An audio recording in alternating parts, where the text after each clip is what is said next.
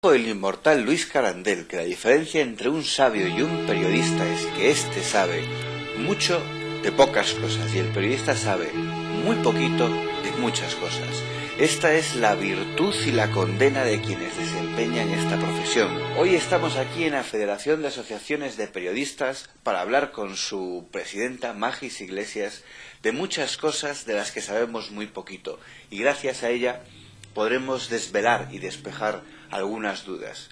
Magis, muchísimas gracias por acercarnos, permitirnos que estemos aquí contigo en la FAPE. Gracias a vosotros por venir. A ti siempre. ¿Por qué se hizo periodista? Creo que no pude evitarlo. Creo que ya es una vocación que apareció en mí desde muy pequeñita. Mi madre, cuando yo le decía que quería ser periodista, sin saber muy bien en qué consistía, lo tengo que decir sinceramente, porque quizá no tuviera yo más de 10 años cuando pretendía tal cosa. Y mi madre me decía, bueno, pues vete al kiosco y aprendes allí qué se hace con los periódicos. Se burlaban mucho de mí porque realmente era bastante difícil, una profesión tan alejada de mi familia, que no conocíamos a ningún periodista. ¿Tu familia a qué se dedicaba? Pues mi padre siempre se dedicó al transporte, mi madre primero era una ama de casa y después trabajó como auxiliar de laboratorio en la Seguridad Social, porque hizo un curso de PPO para poder darle carrera a sus hijos y echarle una mano. Y usted va y le sale periodista. Sí, y ya digo que no lo recuerdo porque lo que sí sé es que mi primer reportaje estuvo escrito en un rollo de papel higiénico. ¿Y por qué se postuló como presidenta de la FAPE? Eso también fue una casualidad que quizás sea fruto del resultado de una trayectoria. Es verdad que desde toda la vida, desde que ejerzo el periodismo, hace ahora 30 años, o poco más de 30 años, siempre he sido muy protestona y he tenido muy claro, desde que estaba en la universidad, que yo no quería solo ser periodista para escribir y contar cosas, sino para transformar la sociedad, para evitar... Ambicioso, ¿no? Sí, creo que ese es el último instinto que tiene el periodista en su vocación, porque esta profesión, si no hay vocación, es imposible, es muy dura con vocación y sin ella es prácticamente imposible soportarla. Eso desembocó en que en un momento determinado se dieron las circunstancias de que nadie quería ser presidente de FAPE, su presidente dimitió, pasaban los meses, la gestora estaba agotando su mandato, sí. Nadie quería presentarse. Y a mí me pareció que era una oportunidad para ser coherente primero con mis principios y segundo con el discurso de reivindicación de la presencia de las mujeres en puestos de responsabilidad. Pero también es cierto, claro, si durante meses estuvo este cargo vacío, no se postulaba nadie, protestamos poco los periodistas. No protestamos nada, y cada vez menos. Esta es una de las cosas que me han movido a mí para sacudir a las nuevas generaciones, para que sepan que tenemos unas obligaciones, pero esas obligaciones conllevan también una manera determinada de trabajar. Nuestras obligaciones deontológicas exigen que además los poderes públicos tengan en cuenta nuestro trabajo y lo faciliten, nos permitan el acceso a los documentos, el acceso a los lugares donde se producen las informaciones, para que podamos ejercer ese control social del que hablaba. Y yo creo que los periodistas no tenemos que pedir privilegios, no se trata de eso, no se trata de un derecho únicamente, sino de una obligación que tenemos para con la sociedad. Debemos atender a tantas cosas que a lo mejor la calidad de nuestro trabajo se resiente. Eso me da pánico. ¿Calidad en qué sentido? En el sentido del rigor, de contrastar por fuentes. Hay estudios más que sobrados para saber que la mayoría de los profesionales no pueden utilizar o no utilizan de hecho varias fuentes. Los empresarios, los editores, tienen mucha responsabilidad, casi toda la responsabilidad, porque ellos son los que han ido adelgazando las redacciones y ahora mismo con la crisis todavía lo harán muchísimo más y han ido recargando de funciones a los periodistas, que está muy bien que conozcan para adaptarse a las nuevas tecnologías, pero lo que no se puede perder es la esencia, nuestra diferencia y la distinción que existe entre lo que se llama periodismo callejero, ciudadano, es decir, cualquier persona que sube a una página un dato, una información.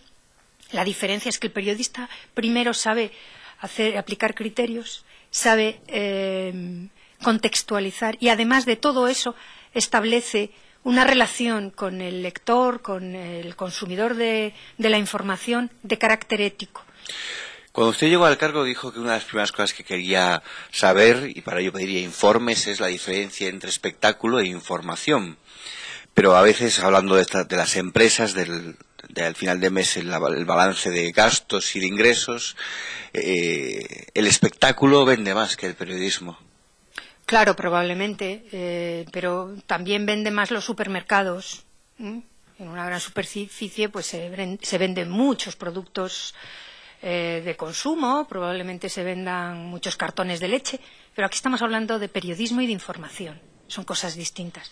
El espectáculo es otra cosa y probablemente el cine, la música, en fin, estamos hablando de divertimento. Los periodistas nos dedicamos a la información, al derecho que tiene el ciudadano a la información. No tiene derecho al espectáculo, por lo menos así no está recogido en la Constitución. Son niveles diferentes. Pero puede que el periodista lo tenga claro, pero el espectador, ¿cree usted que lo tiene claro? No, yo creo que... ¿Esa diferencia? Yo creo que no, que por desgracia ha habido una confusión tan grande. Sobre todo se está produciendo una confusión enorme en programas en los que se mezcla la información con el espectáculo.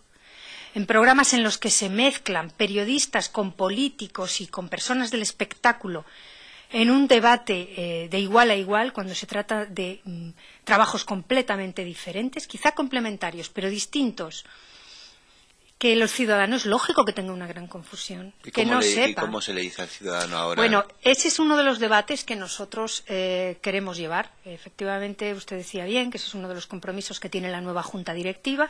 Llevamos apenas 6 meses pisando el terreno, intentando poner en marcha lo que es la organización de la Federación, que hasta ahora nunca había sido independiente y autónoma, sino que estaba su presidencia vinculada estrechamente, porque era la misma persona la que ocupaba la presidencia de la Asociación en Madrid y la de la Federación. Ese trabajo es un trabajo difícil, interno. Ahí está el reto. Ahí está el reto, ¿no? Diferenciar ese periodismo de ese espectáculo, que le parece una línea un poco complicada. Pero la verdad que ha llegado en un momento quizá uno de los peores. Algunos dicen que el peor para la profesión. Se habla de 5.000 periodistas que se han quedado sin trabajo, que forman parte obviamente, de un conjunto de españoles que en estas situaciones han ido al paro. Pero supongo que sean conscientes de este momento duro, tantos periodistas a la calle. ¿Cómo es esto? ¿Cómo se vive esto? El problema y la cifra de los 5.000, que puede ser 3.000 según los años en que tomemos como referencia, no es tanto solo que también periodistas en la calle, es destrucción de puestos de trabajo. Ese es el drama. Lo que hablaba de adelgazar las redacciones. Eso es, porque cuando termine la crisis, pues probablemente se vuelvan a construir casas, probablemente, y sin duda, se harán coches, y los trabajadores de esos sectores volverán a sus puestos de trabajo, se crearán nuevos puestos de trabajo. En los medios de comunicación está desapareciendo la función. No sabemos por qué va a ser sustituida. Queremos que se sustituya por más periodismo, por mejor calidad, por mejores garantías. Y esa es la amenaza que me parece que es muy diferente y cualitativamente más importante que la que padecen otros sectores. Nosotros nos proponemos abrir un debate sobre eso, sacar un documento para pronunciarnos sobre esa amenaza que se cierne sobre la profesión y el periodismo, no tanto los puestos de trabajo, que también, pero sobre todo sobre el futuro que nos espera y que le espera a la sociedad, en la asamblea que celebraremos este próximo fin de semana en Sevilla, y allí pretendemos forjar una unidad sin fisuras de la profesión. A veces da la impresión de que entonces, más que luchar, entre comillas, evidentemente, no tanto con la sociedad sino con las empresas que ven que les puede dar más dinero lo que hablábamos de espectáculo que el periodismo, ¿no? El periodismo puro, el periodismo sincero. Claro, lo que pasa es que tienen que saber apostar. Si apuestan por el periodismo, deben comprometerse con lo que ello conlleva. Si apuestan por vender cajas de leche en supermercado, pues que lo hagan, son muy libres.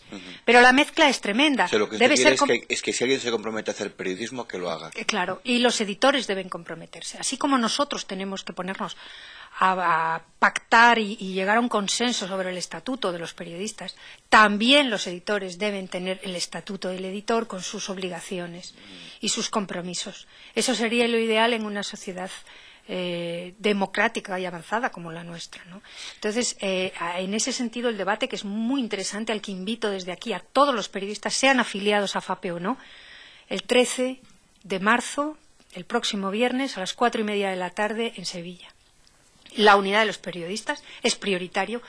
Y no es baladí el esfuerzo, porque todos sabemos que somos muy independientes, que es muy difícil movilizar a esta profesión por sus propios intereses. Nos movilizamos por los del resto de los sectores de la sociedad y, sin embargo, nos cuesta muchísimo defender la profesión y defendernos a nosotros mismos. Esa unidad es el objetivo que persigue la FAPE.